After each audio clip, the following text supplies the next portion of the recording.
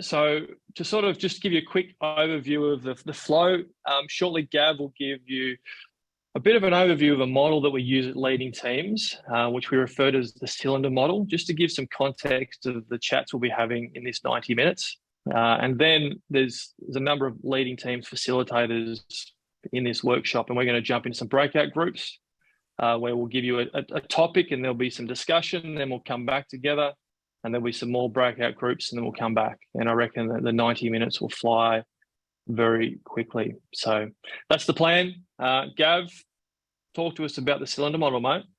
Yeah, thanks, Lace, and good morning, everyone. Really excited to jump online and see so much interest within this topic. Just before I do jump into the cylinder model, I just would like to give you a little bit of background into the creation of the cylinder model. So the origins of this model came and was developed by one of our directors, Ray McLean, when he started off working with St Kilda Football Club back in the 90s. And he tells a story that at one of their induction meetings for all the new players and recruits coming into the club for that year, they had a lot of the parents come along, and the football manager got up and spoke to everyone and the parents in the room. And one of the things the football manager stated at this time is he said, when your kids end up leaving and finishing their careers at St Kilda, they're going to be better off and they're going to be better people for being part of our club. And Ray, sort of having been involved with the club for a little while, was sort of shaking his head and thinking, I don't know how much he really believes into that, because on the evidence that I've seen, I'm not necessarily sure that people would always be walking out of our club better off. They hadn't had a great track record of success, and they had quite a big party culture going on during that time. So Ray went up to the footy manager at the end of that session. He said, so the line you said there to the parents that, you know, your kids are going to be better off having come into our organisation, do you really believe that? And the footy manager said, no, I don't believe that, Ray. I just tell that to the parents to make them feel better about themselves. And it was at that point that Ray said, I reckon we're missing like a really big part around how we actually think and we treat people when they come into our teams and organisations. And that was sort of the genesis and origins of him going and creating this model, which is, again, we reference it as our cylinder model. So I'm just going to share my screen so we get some context around that. And while we're here today to focus on the recruitment and induction side, that is our topic here today, I want to preface and make a really strong point that everything that we do around recruitment and induction within our teams is underpinned by the culture and leadership of our teams and organisations. And so around that culture piece, it's around, you know, what culture do we espouse, but also what is the real culture that we have, and how clear are we around what that culture and what our leadership looks like. So if we're really clear on our culture, we can actually help have that define our leadership, but also our leaders dictate and determine the culture we have in terms of the behaviour that's accepted or the behaviour that's not accepted within our organisations. So when we get really clear on our culture, it allows us to be really clear and gives us some structure around our recruitment. What type of person do we need to recruit into our team who's going to come and add to the culture and add to the performance of our team or our organisation? So you can start to see we can easily find ourselves into some tricky situations if we're not exactly clear on our culture or we're not honest about our culture, what that can do in terms of influencing our recruitment process. We then want to induct people into our organisation. And so we'll talk a little bit later on throughout this session around formal inductions, but also the informal inductions. And essentially what people are trying to work out when they come through the recruitment and induction piece is, what does our organisation espouse? What's the rhetoric? And for many organisations, that might be your organisational values or what might be sitting in that space, but also what's the reality? When I come in, how quickly do I pick up on how things are done around here, are done within our organisation? And we either say that the difference around high performance is the greater the gap around what we espouse and what's actually true within that space, and how long does it take new recruits or new inductees to work out what is real and what is rhetoric within the organisation. So you can start to see if we've got really strong culture, we've got strong leadership, we're clear on our recruitment, we can have a good induction, then that sets people up for performance within the organisation, within the team. Both in what we'd say within that mechanical sense in terms of their ability to perform their role, but can they also fit in and be a great team member through that organisation? And then at some point at the end there, we're all going to exit out of our organisations. And that might be for a variety of reasons. We might take another job, we might retire, resign, touch wood, it might be for health reasons, but at some point, even myself and Lace, we're going to exit out of leading teams, whenever that might be. And one of the caveats or the questions we like to put onto that one, it's this two-way partnership between the individual and also the organisation. Have I been better off for being part of that organisation? And has the organisation been better off for having me part of that team? And so when we can get some real clarity around that culture and that leadership, we often talk about good, strong cultures result in good, clean exits. Messy cultures, messy leadership ends up with messy exits. Or in a simple term, and I like to just use this as a pretty relatable phrase, but I like to call it the barbecue test. So how would people either at a barbecue, how do you talk about your teammates and your colleagues, or how would they talk about you within that space? And so that all then links right back into our culture piece. So we just wanted to share that in particular to give you some context around while we're going to be focusing on recruitment and induction here today, understanding that culture and leadership will underpin any successful recruitment and induction process, that those will be the foundations and the building blocks for setting it up going forward. What we'd like to take the opportunity to do now is we're going to send you out into some breakout rooms. We have a number of other leading teams facilitators on the call today who will also help you, facilitate you through the next process. What we're going to ask you to do is when we get out there is we'll probably just do a very quick whip around an introduction, but also think about, is there a recruitment challenge or issue that you're currently working through? And there might be an opportunity to workshop one of those ideas when we go out into your breakout rooms, but I'll allow your facilitator in your room to step you through that part of the process. The reason for that is twofold. Is one, there'll be a great opportunity to share a current challenge and obviously work your way through that. I often think if you haven't already experienced that challenge, then there's a good chance you might experience it into the future. But also the other benefit is you'll learn a facilitation and a leadership tool and that you can then take back and implement into your teams going forward. So Anna, if you can set up the breakout rooms. For your context, everyone will be going out for about the next 25 minutes. And then when we come back into the main room, we're going to ask your facilitator just to share a key learning or key takeaway from your group discussion. We're all back, Anna. Excellent. Well, as people jump on, I'll just give it another 30 seconds.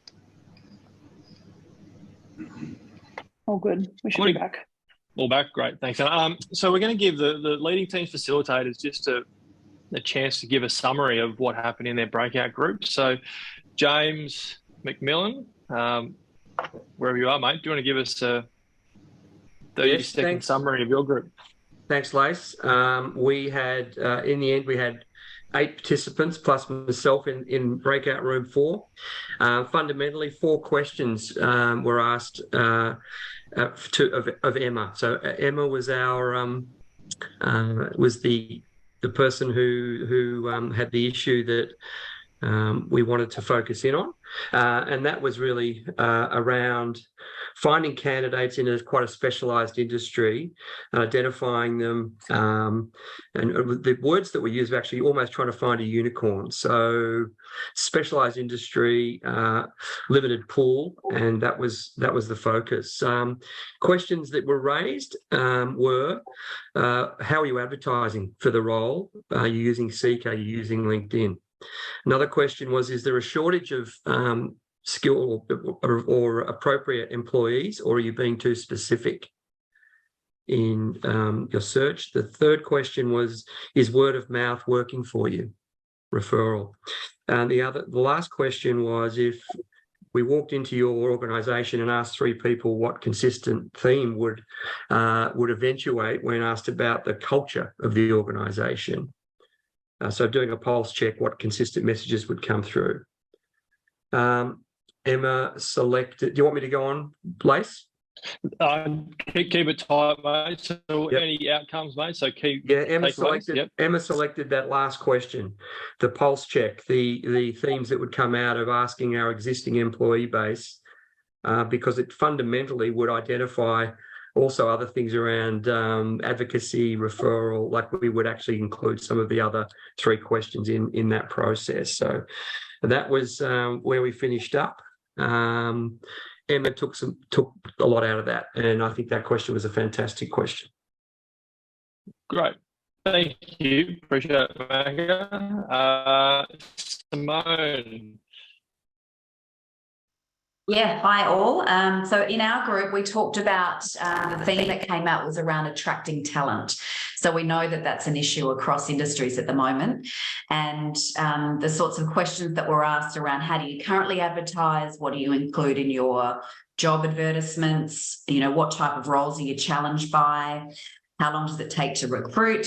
And Taylor was the person that we asked questions of, and she explained that they include their benefits, obviously information about the role. They've done a values video recently, which has been helpful for them. But the focus from here, what came out in the conversation, was the takeaways for Taylor was to look at, benchmarking around competitors. What are they offering around their benefits program? What does their workplace flexibility look like? Are they including remuneration in their job ads? Currently, they're not. So that was a takeaway for Taylor, to look at putting a range in their advertisements on Seek, for example. So some really good takeaways in that session. Great. Thanks, Simone. Damien? I had Jessica, Leah, Greg, Andrew, Dominic, and Ian. Greg was the person that we pulled the issue. His issue is mainly around the number of applicants, the decrease of the number of applicants that's occurred. A 90% decrease is what we've given, and also leading on to that is that within the next 3 to 6 months, the number of percentage of loss they're losing from those applicants. So the main issue is around, how do we increase the number of applicants that we're getting, the pool that we can choose from. We didn't come to any real outcomes at the end. We were still asking questions, to be honest, but there were some good questions asked around the exiting process and what information is gleaned from that process and how that's being filtered back into the original recruitment side. The outsourcing of recruitment to side leader, which is a part of Seek. There's a bit of discussion around Seek and Seek's strategies as well. Question around what else is being tried, but we didn't get to any conclusion as yet. Okay, well, you'll jump back in that group in a little bit. The focus then will be induction, but if you want to tie that one up, your group can for sure. David. Thanks, Lace. Very similar to Simone's group. Sorry, good morning, everyone. Very similar to Simone's group. Our challenge we focused on was attracting skilled workers.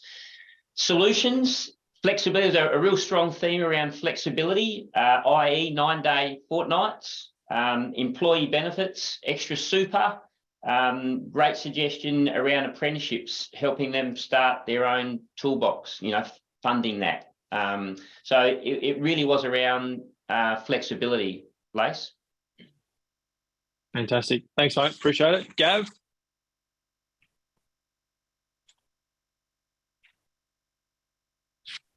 You think I'd know about this by now? Apologies. The key theme that came through from our group was really around attracting and finding talent, which sounds like it's been consistent across the broader team, and especially within regional areas. We took the opportunity, and I want to thank Rachel for sharing her challenge. They've recently had 3 recruits that have left the business. And I guess two things that really came out of that for us is constantly reviewing your processes. Is what we're doing setting us up for success into the future? But also another reason was, I think the majority of those people left for personal reasons in terms of things they had going on outside of work. And was there an opportunity to delve in and learn more about the person and their personal aspects through that interview process that might give us a bit of an understanding, also put some strategies into place to help them when they then come into the organisation.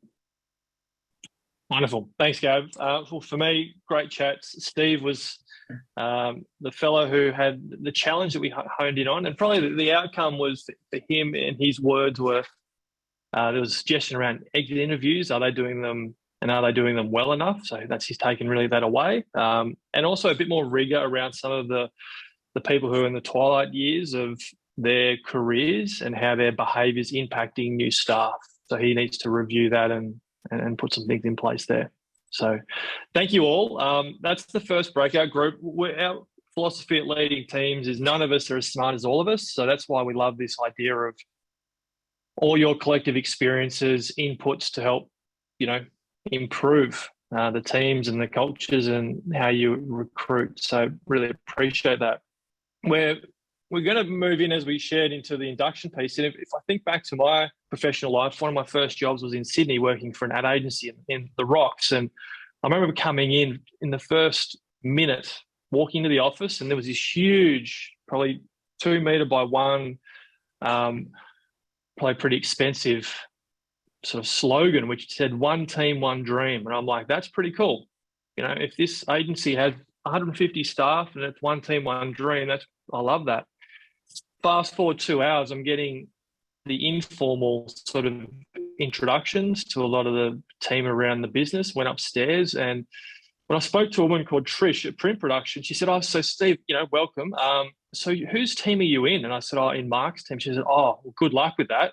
I was like, "What do you mean?" She goes, "Oh, that'll be hard work." So straight away, within 3 hours of seeing one team, one dream, and then meeting Trish and her undermining my boss, I was like, I don't know if this is, as Gav said at the start, the congruency between words and action, how close they are. So 2 years later, I left that place. But it's a really interesting conversation to flesh out with people around how they go about inducting new team members. And as Gav said, in the cylinder model, we sort of frame it around 2 elements, and which we'll flesh out in the breakout groups. You've got the formal induction and you've got the informal induction. So formal, I'm sure many of you are sitting in there going, yep, we know what this is. Someone starts, they're given their laptop, they're given, perhaps piles of documentation to read or files to read on the screen. It's very mechanical, very process. The informal, again, are the things which, someone starts in your organisation and they go to make themselves a cup of tea. And what are the conversations that are taking place as they bump into other people in the office? What are they overhearing from around the working spaces that they are, if it's the school staff room or walking around different floors of an office? What are the conversations that are taking place? Are people saying, we're going to go and get a coffee, come for a walk, or we're going on a road trip it's a sales job, we're going to drive 2 hours? What are the conversations that are informally taking place? So we believe both are really important in high-performing environments, but we're also really aware that strong cultures and great leaders realise that both need to put energy and effort into. So that's where we're going to be spending the next chunk of time in our breakout spaces to share some ideas around what is actually working around your arenas with induction. Gav, have I missed anything there, mate?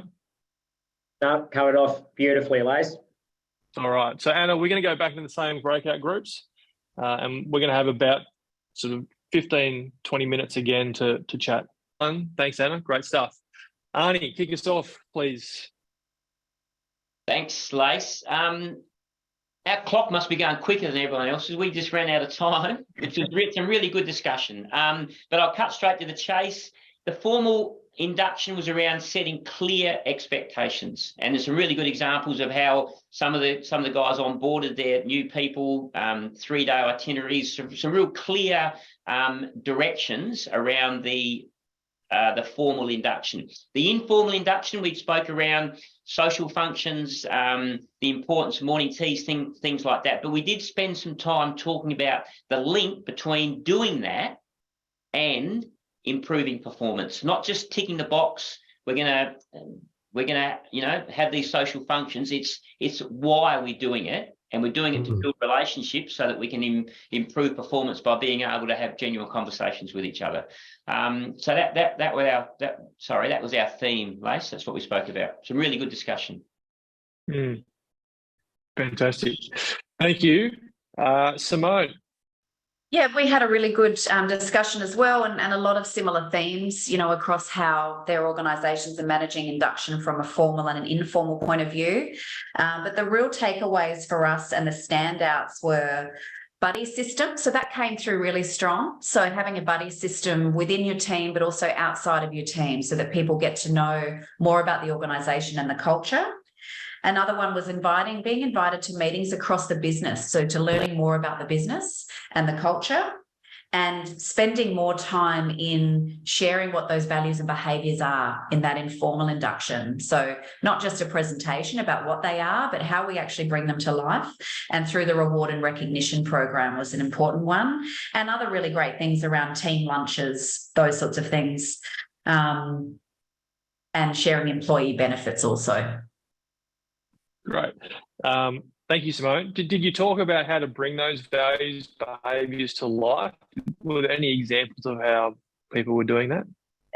We did have, I shared a story about an organisation I worked out where we had a plant, which was a bonsai plant, and it was a custodian of the values, and team members would actually share that with each other for those that have lived the values in the last month.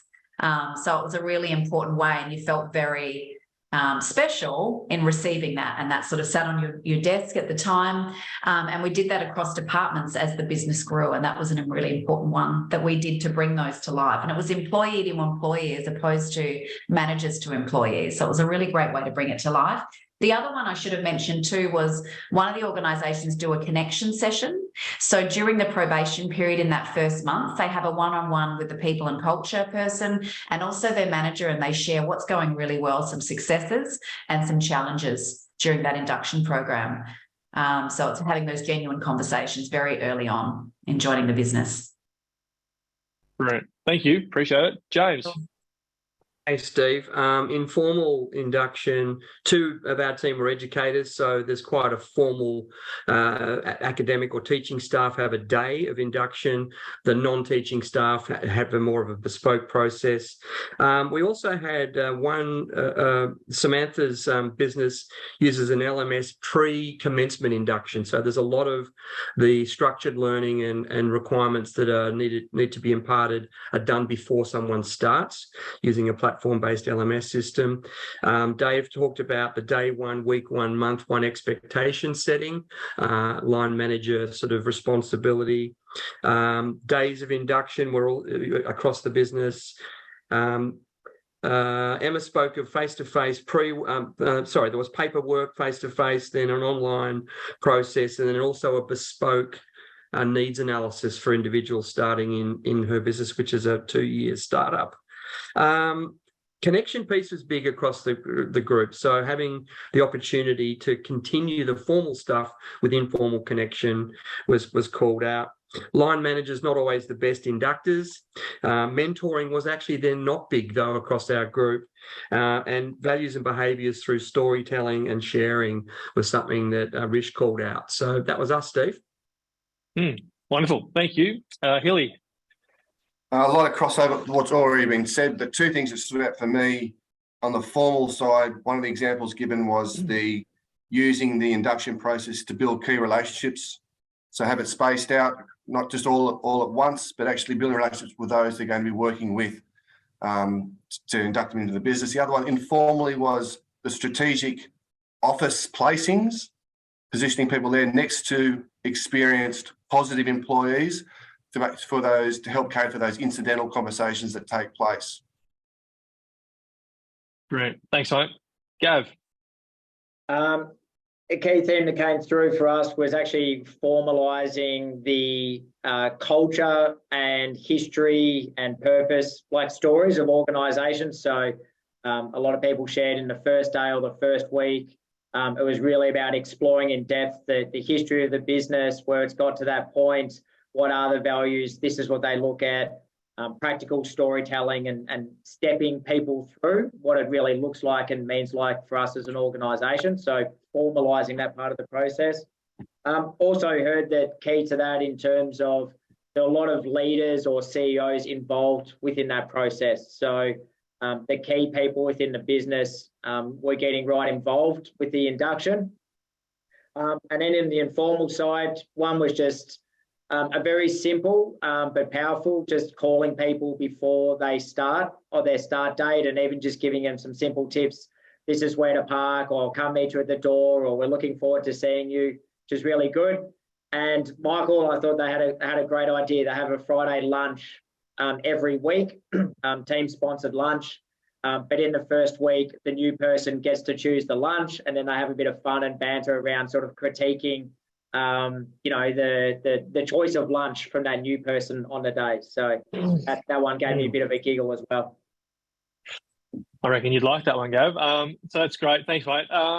Look, a lot of themes rolling out from our group. I for our group, I really appreciated the honesty. So there were some people who said, look, if we're honest, probably our induction isn't where it needs to be, and it was probably set up 6 or so years ago, and we need to review it. Others shared it's probably a bit too mechanical, and we probably don't have that human dynamic element to it. So some really good conversations. Probably the standout for me, which links in a few things.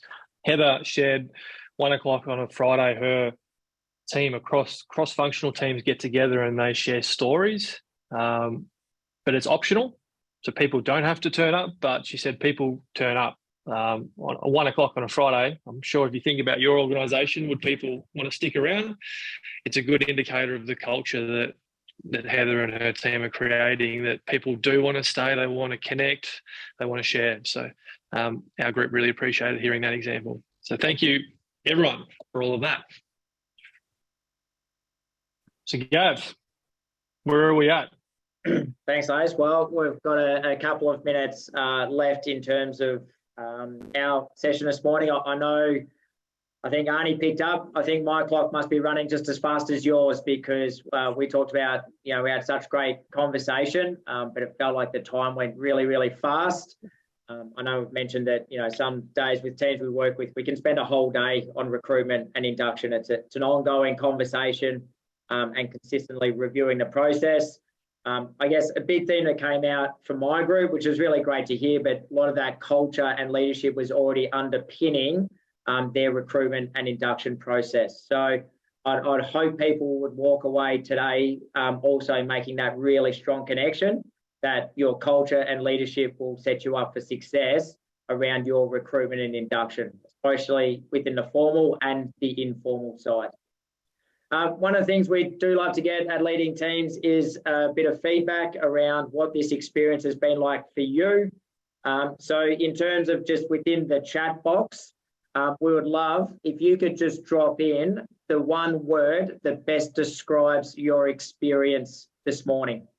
And we'll use that as a bit of a reflective piece for us here at Leading Teams in terms of we'll have a debrief around how that session went this morning. I also encourage my group, if there's anyone else who wants to reach out and contact us because we didn't get to spend too much time on one of the challenges or topics you had, please feel free to reach out and get in touch with any one of the facilitators who have been part of the session this morning. Otherwise, let's have a great afternoon. We wish you all the best, and hopefully we'll see you through some kind of network or connection again into the future.